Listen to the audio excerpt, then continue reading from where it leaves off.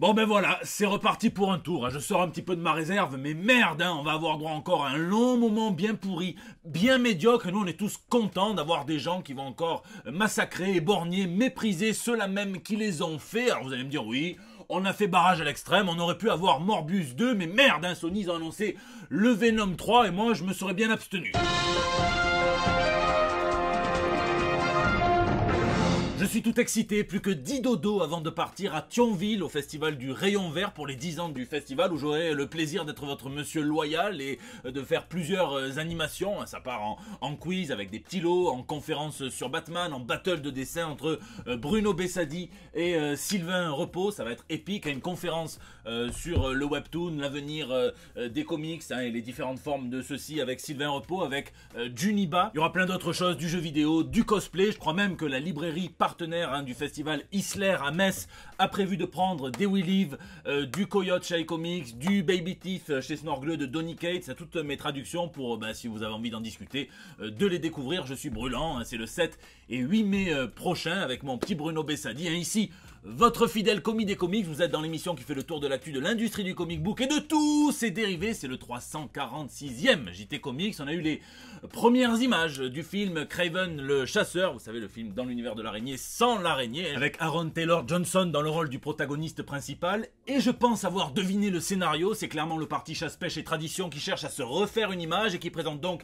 Sergueï, son candidat le plus beau gosse, aux élections législatives, sapé comme un macroniste. Et là, il est tout simplement en retard pour aller tracter sur un marché. Il est temps pour nous de sprinter vers les news de la semaine.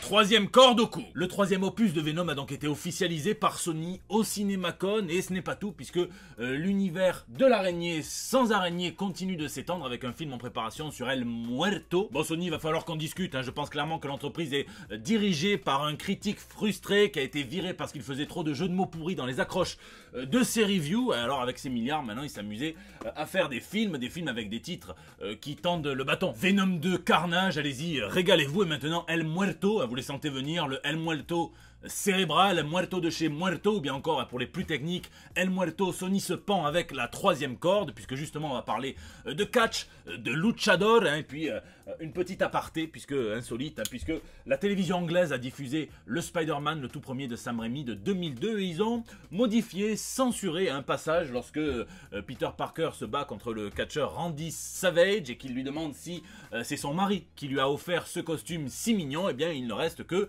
c'est un costume très mignon, puisque la réplique a été jugée trop homophobe. Et restons dans le catch avec ce futur main event, puisque quand je vous explique que les comics sont une source d'inspiration formidable, qu'on me dise qui, mais qui chez Sony a décidé de ressortir le Friendly Neighborhood Spider-Man numéro 6 de 2006, l'époque où Tony Stark et Peter Parker traînaient peut-être un petit peu trop ensemble, et l'époque surtout où Tante May se gâchait en acceptant des dates avec Jarvis le Michauve au lieu de sortir avec un vrai mâle comme moi. En attendant, ils comptent donc monter tout un projet autour de Juan Carlos Estrada Sanchez, qui est issu d'une famille de lutteurs dans laquelle il se passe de génération en génération, de père en fils, un masque qui leur file des pouvoirs.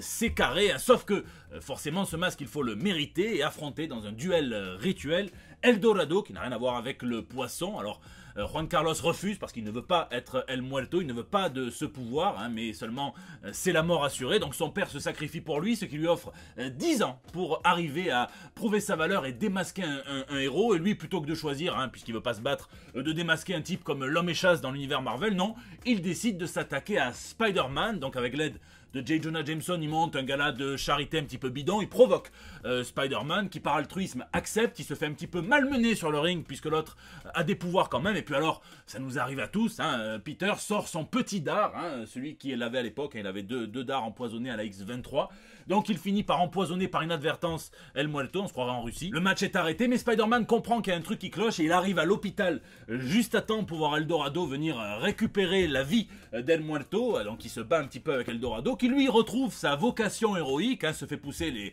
las cojones. Donc petit sparring entre eux, juste le temps que Peter Parker prépare un mélange chimique qui parvient à fondre l'or, donc le costume d'El Dorado, il lui inflige un chaos des ténèbres. Et à part dans ces 2 chapitres de comics, on ne l'a plus jamais revu depuis. Et donc il y a deux solutions, soit Sony et Marvel se sont vraiment arrangés pour partager la garde du petit Peter Parker, et donc ça sera un Spider-Man 4, 5, 6, 7, 8, je ne sais pas, soit les origines vont être complètement modifiées, ça va juste être un personnage qui va plaire à la communauté des fans de catch, à la communauté latino, puisque c'est le chanteur de reggaeton, le rappeur Bad Bunny qui va incarner le personnage, et bon ben ça va être quoi, peut-être que ça va se passer pendant le Covid, et tout ce qui va démasquer, c'est une vieille qui allait chercher 3 légumes à l'épicerie. En attendant, ne nous moquons pas trop, puisque je vous rappelle que l'antagoniste de Moon Knight n'est apparu que dans un seul des comics, lui, et je vous laisse me dire ce que vous pensez de cette dernière sonnerie dans les commentaires. Spider retard. Et dans le reste de l'actu ciné araignée, impossible de ne pas parler de Spider-Man Across the Spider-Verse, le film d'animation qui a été repoussé finalement jusqu'en 2023. Le producteur du film a répondu avec enthousiasme en disant que ça leur permettra de faire un film encore plus grand. Alors quand il dit plus grand, je crois qu'il n'y a pas mieux pour décrire le film, puisque plus de 1000 personnes travaillent dans l'équipe pour faire le film, et qu'il y aura 6 univers cette fois de traverser, avec 240 personnages. On comprend donc aisément pourquoi le film est en 2 parties qui sortiront à 1 an d'écart. Toujours à la CinemaCon, Sony avait préparé des petites affiches, des petites animations avec notamment 3 couvertures de comics présentant les protagonistes principaux, donc Miles Morales, Peter Parker et Gwen Stacy, la vivante, et ça j'aime bien, j'aime ça, j'aime quand on vient rendre hommage aux matériaux sources, et ils ont montré aux critiques 15 minutes du film environ, dont 3 seulement étaient vraiment terminés, et puis tout le reste c'était plutôt des concepts, du storyboard, des croquis animés, mais les critiques sont sortis plutôt enthousiastes, nous on jugera sur pièce. Dans la lune, aïe aïe aïe aïe aïe, Moon Knight, l'épisode 4 est sorti, et ça fait des mois, même depuis avant le début de la série, qu'on nous promet qu'il va nous retourner le cerveau, que ça va changer toute la série, que ça va faire beaucoup parler, donc bon, tous les effets d'annonce habituels qu'on connaît, mais croyez-moi, si je tombe sur une sextape entre DSK et mes parents, ça me fera absolument le même effet, mais je suis pas sûr de kiffer pour autant. Alors attention, évidemment que je vais spoiler, mais n'ayez pas peur, je vais vous laisser du temps pour passer à la news suivante dans la barre de défilement, en vous montrant quelques images de Mr. Knight, par Warren Ellis et Declan Shalvey, et vous laissez pleurer sur cette belle occasion manquée. Quel dommage. Bon, maintenant on est entre nous, donc attention, c'est important de préciser que la série n'est pas terminée, mais pour l'instant on reste dans la mécanique.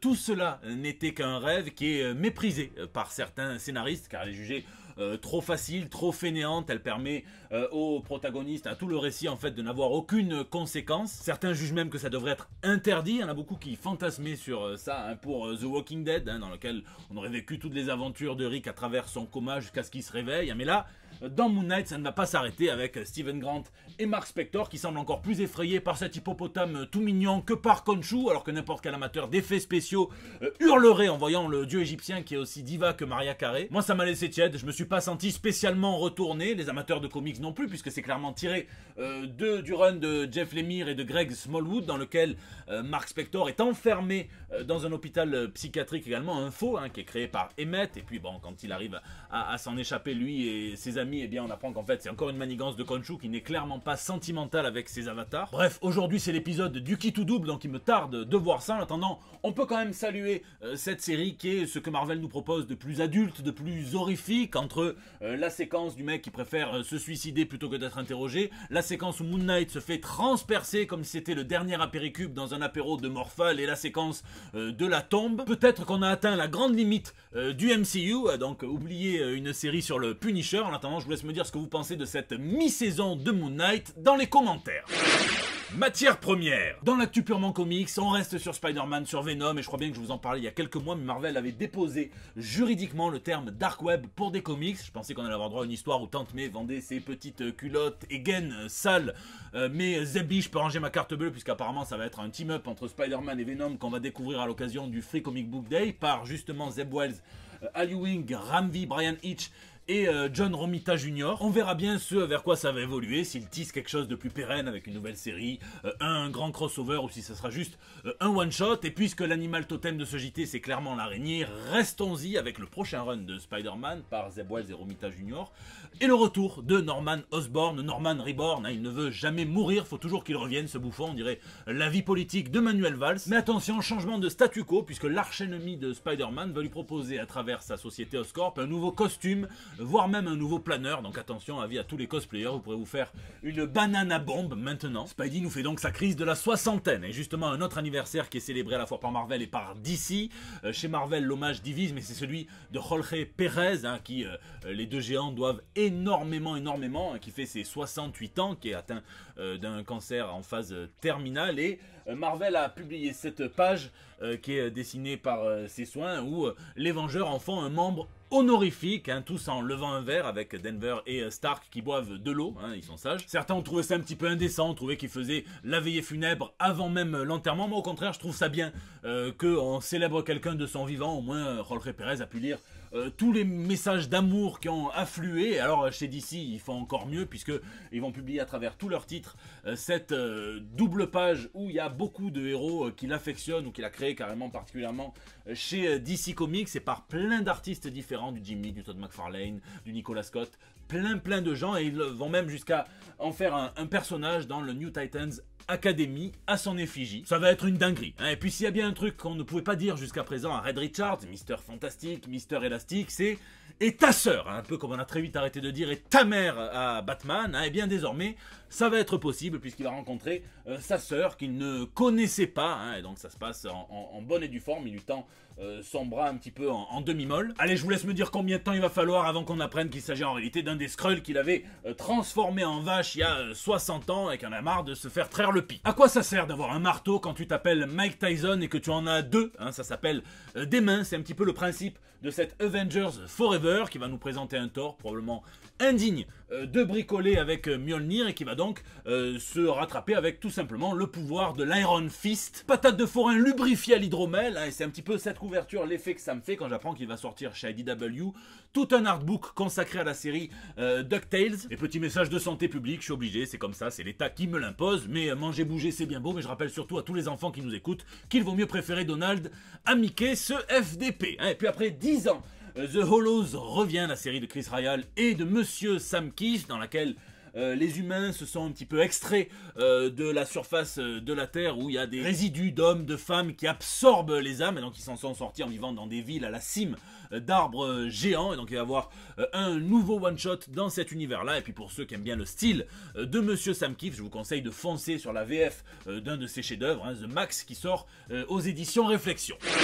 Lisez, hein, cette semaine, beaucoup de taf, donc j'ai rien de spécial à vous présenter. Je prépare donc toutes les animations pour le festival de Thionville, le rayon vert, hein. J'avoue qu'en travaillant les tâches un petit peu plus mécaniques, la compta et tout, oui, j'ai regardé, hein, le procès retransmis en live de Depp versus Amber Heard, hein. Alors je pourrais me cacher derrière mon petit doigt et vous dire que on apprend plein de trucs sur la vie artistique, les processus artistiques de Johnny Depp, sa relation notamment avec Monsieur Hunter S. Thompson, le Gonzoman un petit peu originel, ou celui qui a un petit peu révolutionné le genre, hein. Mais je vous avoue que j'ai regardé avec une curiosité malsaine, hein, tout l'épisode où elle a chié dans son lit. Après Watu, le gardien, le commis, le voyeur. Et donc je vous laisse me dire ce que vous lisez ou geekez dans les commentaires, puisque c'est la fin de ce JT. Je vous remercie d'être toujours aussi nombreux à le suivre, à mettre vos pouces bleus, à partager, hein, sur Facebook, à tweeter, à retweeter, à m'incorporer dans vos stories Instagram. N'hésitez pas à réagir dans les commentaires sur YouTube, où je lis chacun d'entre vous et j'essaie de répondre au plus de commentaires que possible. Vous pouvez aussi réagir sur les réseaux sociaux, vous me laissez vos petits messages pour El Bando del Pueblo, c'est votre espace de liberté depuis 346 JT maintenant. Je vous fais plein de gros bisous et je vous donne rendez-vous la semaine prochaine pour des nouvelles toutes fraîches. Allez, No Way Home, ça dégage, hein. Le seul crossover que j'ai envie de boire, c'est Ballantines et Borderlands, qui vont sortir un whisky qui sera à la fois servi dans le jeu et disponible dans certains points de vente. Je pense qu'il va être très dégueulasse, mais il me tarde de voir le prix des bouteilles sur eBay.